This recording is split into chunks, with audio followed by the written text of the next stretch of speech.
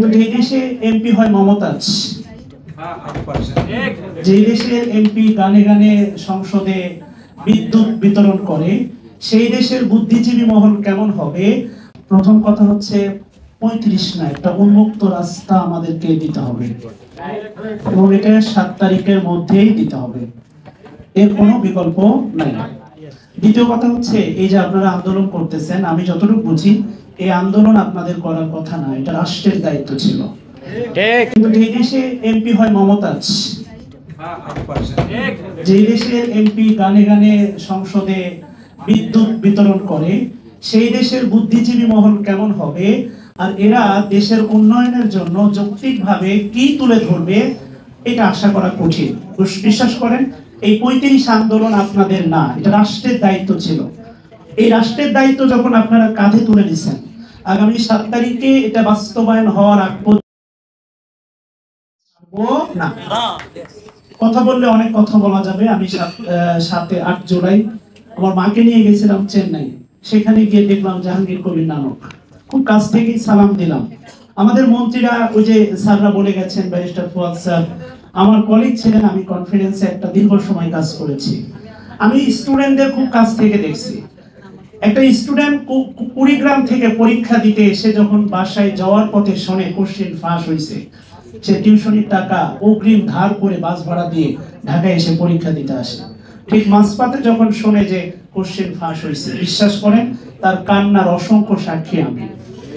তো যেহেতু আমার প্রাতিষ্ঠানিক দেওয়ার মতো কোনো পরিচয় নাই, আমি একজন ফ্রিল্যান্সিং টিচার, সেই জায়গা থেকে আমার অনেক সুযোগ হয়েছে লক্ষ লক্ষ শিক্ষার্থীদের সাথে মেশার, আমি তাদের কান্নার সাক্ষী।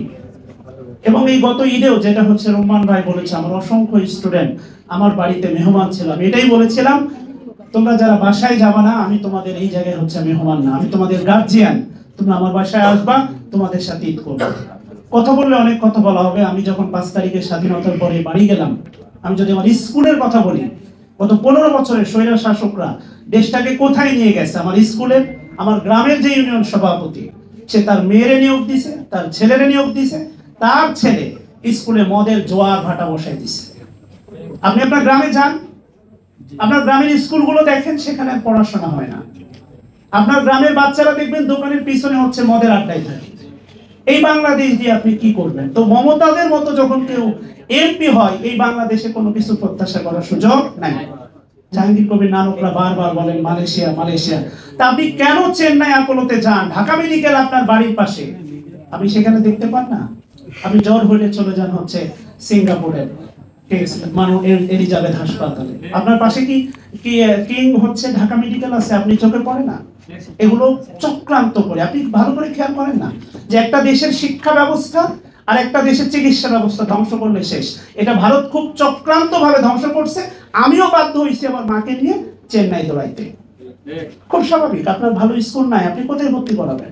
আপনি কোথায় যাবেন? ইন্ডিয়া, কানাডা দেখবেন, স্বাভাবিক। আমার বক্তব্য খুব বেশি আমি দীর্ঘায়িত করব না। আমার ছাত্র ভাইরা যারা আছে, এদের অসংখ্য কান্নার আমি সাক্ষী। আগামী 7 তারিখ আমি নিজে এদের সাথে থাকবো এবং কথা দিচ্ছি, এটা বাস্তবায়িত হওয়ার আগ পর্যন্ত এই শিক্ষার্থী ভাইদের সাথে আমরা ঘরে ফিরবো না।